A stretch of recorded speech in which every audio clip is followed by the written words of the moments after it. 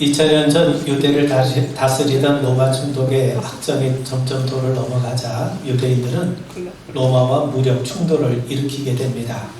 이것이 그 유명한 유대 전쟁입니다. 이 전쟁으로 예루살렘 성전이 파괴가 됩니다. 유대 사람들은 나라를 잃은 채 2000년 동안이나 전 세계에 흩어져 유람하게 되죠. 이 전쟁을 주도했던 세력은 열심당원들이었습니다. 전쟁 초기에는 이 유대인들이 승기를 잡았어요. 그러자 로마 황제였던 네로는 사태의 심각성을 인식하고 당대 최고의 명장으로 알려졌던 베스파시아누스에게 토벌 명령을 내리게 됩니다.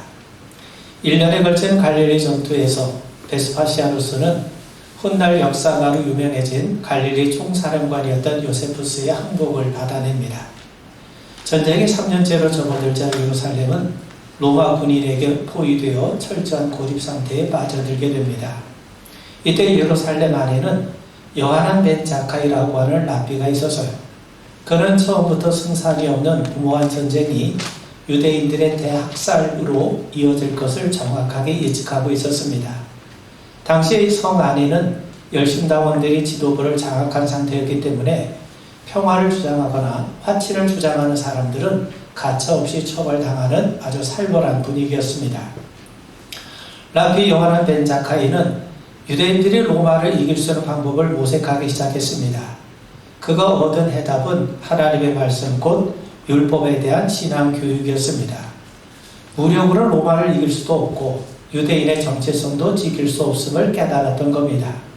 하나님의 말씀은 이 율법 교육만이 궁극적으로 유대 사람들 지킬 수 있는 길임을 그는 분명하게 확신하게 이르렀던 겁니다. 그래서 그는 제자들에게 자신의 흑사병에 걸려 사망했다고 소문을 내게 만듭니다. 그렇게 열심당의 지도부를 속이고 장례식에는 미명하에 자신을 관 속에 담아 예루살렘 성 밖으로 나가게 됩니다. 성문을 나서는 그는 곧바로 관에서 나와서 로마 군 사령관을 찾아갑니다. 그는 사령관에게 당신은 곧 로마 황제로 등극할 것을 예언하며 자신의 예언이 이루어질 경우 작은 시골 마을 야브네에 율법 학교를 세워줄 것을 아주 요청하게 되죠. 로마 사령관은 범상치 않은 노인의 천지개벽할 예언에 실소를 금치 못했지만 얼마 지나지 않아 로마 황제 네로가 죽고 그 다음에 원로원에서 자신을 새로운 황제로 추대하게 되었다는 소식을 듣게 됩니다. 로마 황제가 된 그는 요하난 벤 자카이와의 약속을 기억하고 그 약속을 지켜서 야브네라고 하는 작은 동네에 최초의 율법 학교인 에슈바의 설립을 돕게 됩니다. 그리고 남은 예루살렘 성 함락은 아들 티투스에게 맡기게 되죠. 요하난 벤 자카이는 무력으로 우리가 로마를 이길 수는 없지만 야브네 율법 학교를 세워서 하나님의 율법이 단절되지 않고 유대인 마음속에 계속 간직되어 이어갈 수 있는 길을 만들었던 겁니다. 비록 나라는 망하고 성전은 폐해가 될지언정 우리가 하나님 말씀만 제대로 잘 지키고 이어갈 수만 있다면 얼마든지 유대인의 정체성을 잃지 않고 보존할 수 있음을 알았던 거죠. 그래서 율법 학교를 세워서 젊은 세대들에게 끊임없이 율법을 가르쳤던 겁니다. 그땐 그는 마땅히 행할 길이 하나님의 말씀을 전하는 것임을 분명히 알고 있었던 겁니다. 오늘 우리가 읽은 본문은 뭐라고 말씀합니까? 마땅히 행할 길을 아이에게 가르치라. 그래야만 늙어도 그것을 떠나지 않는다고 말씀하죠. 오늘은 어린이 주일입니다. 우리 자녀들에게 하나님 말씀을 제대로 심어주기만 하면 믿음을 떠나지 않고 바르게 살아갈 겁니다. 어린이 주일을 맞이해서 부모된 우리가 기억해야 될 두 가지를 오늘 여러분들과 함께 나누고자 합니다. 오늘 말씀을 보면 마땅히 행할 길을 아이에게 가르치라. 그러면 무엇을 가르치라는 말입니까? 마땅히 행할 길이라는 게 도대체 무엇입니까? 하나님 말씀을 가르치라는 거죠. 여러분 출애굽기 18장에 보면 하나님이 모세에게 말씀해요. 그들에게 율례와 법도를 가르쳐서 마땅히 갈 길과 할 일을 그들에게 보이라. 마땅히 갈 길과 할 일이 뭐냐? 율법을 가르치라는 거죠. 여러분 신명기는 부모의 가장 중요한 책임 가운데 하나가 자녀들에게 말씀을 부지런히 가르치고 집에 있든지 길을 갈 때이든지 누워있을 때이든지 일어날 때이든지 말씀대로 살아갈 것을 강조하는 것임을, 강론하는 것임을 우리에게 분명하게 말씀합니다. 또 에스라가 백성들에게 하나님의 말씀을 선포했을 때 그들 한결같이 당신의 말씀대로 우리가 마땅히 행할 것이라고 고백을 합니다. 그러므로 마땅히 행할 길이란 하나님의 말씀 곧 성경을 가르치란 말입니다. 예수님께서도 명령하셨죠. 내가 너에게 분부한 모든 것을 가르쳐 지키게 하라. 예수님이 분부한 모든 것이라는 게 뭡니까? 곧 성경을 가르쳐 지키게 하라는 것 아니겠습니까? 오늘 본문도 마땅히 행할 길을 아이에게 가르치라고 말씀해요. 그것도 어릴 때부터 가르칠 것을 우리에게 분명히 말씀합니다. 여러분, 영국 대형 박물관에 아주 단단한 돌 하나가 있어요. 거기엔 작은 새들의 발자국이 새겨져 있다고 합니다. 필경 그 단단한 돌도 처음엔 작은 새가 디뎌도 발자국이 날 정도로 물렁물렁했다는 증거 아니겠습니까? 그토록 물렁물렁했던 돌이 오랜 세월이 흐르는 동안 아주 강철같이 단단한 돌이 되었던 거죠. 단단한 돌로 굳은 다음에는 어린 새가 아니라 코끼리가 밟아도 자국은커녕 흔적도 나지 않을 겁니다. 자녀들의 심령이 길가와 같이 딱딱하게 굳어지기 전에 하나님의 말씀의 흔적을 남기라는 것 아니겠습니까? 사단의 험악한 자국을 남기기 전에 그리스도 예수의 십자가와 사랑의 자국을 남기는 것이 마땅합니다. 그럴 때 그 자국이 평생 우리들의 자녀들의 삶을 이끌어 줄 겁니다. 여러분, 아이들에게 김치를 먹이지 않으면 어른이 되어도 잘 먹으려고 하지 않죠. 패스트푸드는 내 입맛이 길들여지기 전에 먼저 우리는 좋은 맛을 길들여야 하는 것과 같은 이치입니다. 그래서 유대 사람들이 임신하게 되면 바로 태아 교육을 시작하는데 아이가 뱃속에 있을 때부터 말씀을 낭독하거나 묵상하는가 하면 아이가 태어나면 아이가 듣든지 말든지 잔잔하게 성경을 읽어준다고 합니다.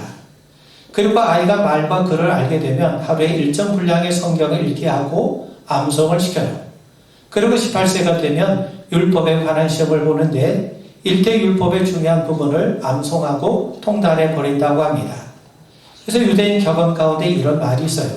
어머니 젖과 함께 율법을 먹고 자랐다는 말이 있어요. 어렸을 때부터 성경과 젖을 함께 먹이며 양육한다는 것 아니겠습니까? 여러분, 우리는 디모데를 잘 압니다. 성경은 디모데에 대해서 이렇게 말씀해요. 어려서부터 성경을 알았나니. 그는 어려서부터 외조모 로이스와 어머니 유닉의 무릎에 앉아서 성경을 배웠다는 거죠. 그런 의미에서 어려서부터라는 말은 아이에게는 말과 같은 단어 아니겠습니까? 여러분, 어렸을 때부터 말씀을 교육하는 것이 중요합니다. 말씀을 먼저 가르치는 것이 중요합니다.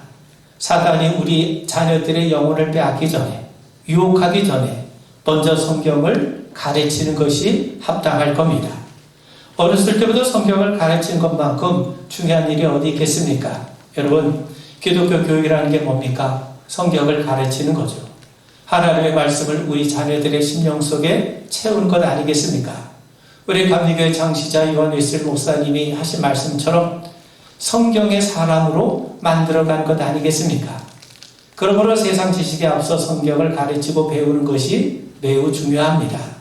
흔히 우리가 이런 이야기를 잘 알고 있어요. 항아리에 돌과 모래를 가득 채우려면 모래를 먼저 넣어서는 안 됩니다. 먼저 돌을 넣고 난 다음에 모래를 넣어야죠. 그래야 모래가 돌과 돌 사이에 틈을 베어서 항아리를 가득 채울 수 있는 것 아니겠습니까? 교육도 마찬가지입니다. 기본적인 것을 먼저 습득하지 않으면 다른 어떤 지식도 습득할 수가 없어요. 여러분, 운동에서도 고난도의 기술보다 더 중요한 것이 기본기 아닙니까? 기본기가 있어야 고난도 기술도 습득할 수 있는 법 아니겠습니까?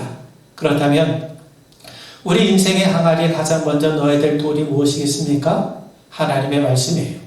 하나님을 사랑하는 믿음입니다. 하나님의 은혜를 기뻐하고 감사하는 마음, 하나님을 경외하는 믿음. 그런데 이것이 무엇을 통해서 이루어진다고 말씀합니까? 하나님의 말씀이에요. 하나님 말씀 모르고 어떻게 우리가 하나님을 알 수 있겠습니까? 하나님을 모르고 우리가 어떻게 하나님을 믿을 수 있고 감사할 수 있겠습니까? 그러므로 무엇보다도 먼저 하나님의 말씀을 우리들의 자녀들의 심령에 밖에 뿌리는 것이 중요합니다. 자녀들이 성경을 가까이 하고 읽을 수 있도록 도와주셔야 됩니다. 이것이 우선이에요. 그럴 때 말씀이 인생의 양약이 될 뿐만 아니라 우리 자녀들의 인생의 빛이 되고 힘이 되어줄 겁니다. 자, 오늘 말씀을 다시 한번 읽어보면 마땅히 행할 길을 아이에게 가르치라. 그리하면 늙어도 그것을 떠나지 아니하리라. 여러분, 우리가 늙어도 떠나지 말아야 될 것이 무엇입니까? 영어 단어입니까? 수학 공식입니까? 세상적인 처세입니까? 물론 이것이 우리가 한참 공부할 때는 필요하죠. 그런데 사실 영어 단어 몰라도 수학 공식 몰라도 사는데 별로 큰 지장이 없습니다. 그리고 사람이 늙으면 떠나는 것이 발생해요. 내가 가지고 있었던 명예도, 학식도, 지위도, 건강도 다 떠납니다. 한 자리 오래 있고 싶어도 세월이 지나면 떠나야 하고 떠나게 되어 있지 않습니까? 그런데 우리가 떠나지 말아야 될 것이 있어요. 그게 바로 하나님이에요. 하나님 말씀입니다. 말씀에서 떠나서는 안 됩니다. 하나님은 절대로 우리를 떠나지 않으세요. 말씀도 결코 우리의 곁을 떠나지 않습니다. 왜 그렇습니까? 왜 우리가 믿음을 갖는 것이 중요하고, 왜 우리가 열심히 기도하는 것이 중요하고, 왜 우리가 말씀을 배우고 가까이 하는 것이 중요합니까? 그것이 궁극적으로 나를 지켜주기 때문에 그렇습니다. 내가 믿음을 지키고 말씀을 붙드는 것 같지만 그렇지 않습니다. 어렵고 힘들 때 나를 지켜주는 것이 믿음이에요. 고난 가운데 나를 지켜주고 붙들어주는 것이 바로 말씀인 겁니다. 그래서 시편 119편에 보면 이 말씀은 나의 고난 중에 미로라. 주의 말씀이 나를 살리셨습니다. 또 주의 몸이 나의 즐거움이 되지 아니하였더라면 내가 내 고난 중에 멸망하였으리라. 사랑하는 성도 여러분, 내가 성경을 가까이 하면, 내가 성경을 붙들면 내가 성경을 지키는 것 같지만 성경이 나를 지켜줍니다. 나를 보호해줍니다. 그리고 나를 다시금 일어설 수 있도록 힘을 줍니다. 늙어도 그것을 떠나지 아니하리라 하는 말의 뜻이 바로 이런 겁니다. 내가 늙어도 말씀을 떠날 수 없는 것은 어떤 경우에서도 말씀이 나를 붙들어주고 나를 지켜주고 내 길을 인도하기 때문이죠.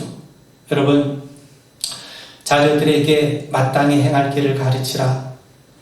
하나님을 섬기며 사는 믿음의 길을 가르치는 것, 예배하는 것을 가르치는 것, 온 마음을 다해 하나님을 사랑하고 경외함을 가르치는 것, 여러분 이것이 얼마나 중요합니까? 이게 바로 신앙교육이죠. 그런데 신앙교육은 저절로 이루어지지 않습니다. 성경을 부지런히 가르쳐야 됩니다.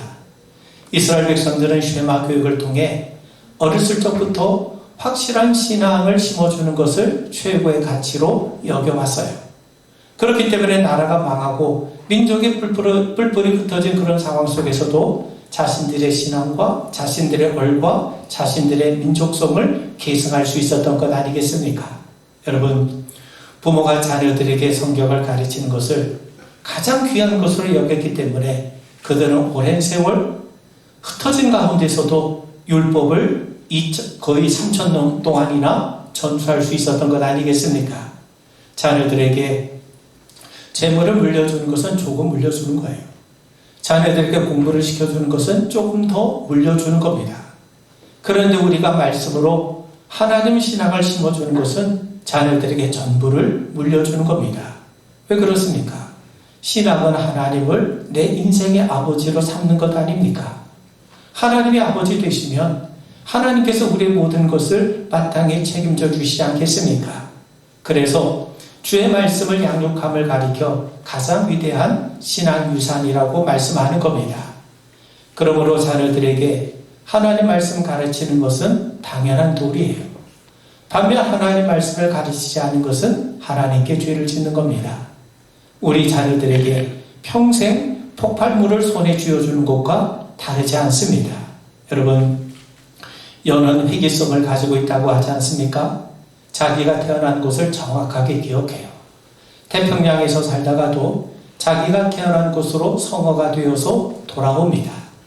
마땅히 행할 길, 하나님 말씀을 가르치면 늙어도 그것을 떠나지 않습니다. 왜냐하면 하나님 말씀은 절대로 우리의 곁을 떠나지 않기 때문이죠. 여러분, 우리는 자녀와 평생 함께 살 수가 없어요. 그런데 우리의 자녀들을 지켜주고 동행하고 위로해주고 지혜를 주고 힘을 주는 것은 하나님 말씀입니다.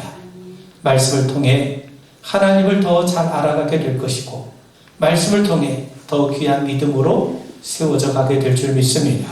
여러분, 시편 127편 3절과 4절을 보시면 보라, 자식들은 여호와의 기업이요 태열면 그의 상급이로다. 젊은 자의 자식은 장세의 수중의 화살 같으니 라고 말씀해요. 왜 우리가 자녀들에게 마땅히 행할 길 하나님 말씀을 가르쳐야 됩니까? 자식들은 하나님의 기업이기 때문에 그렇습니다. 기업이라는 게 뭡니까? 기업이라고 하는 말을 나할렛이라고 하는데 한시적으로 내게 위탁된 소유물, 물려받은 유산, 그런 의미를 가지고 있어요.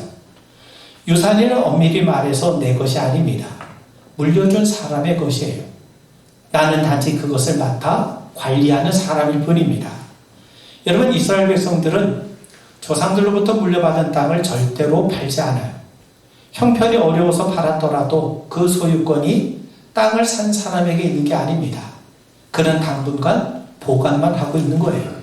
그러다 땅을 판 사람의 돈을 다시 가져오면 그 땅을 원래 주인에게 되돌려줘야 합니다. 그렇지 못할 경우에도 희년이 되면 반드시 원래 주인에게 그 땅을 돌려주어야 합니다.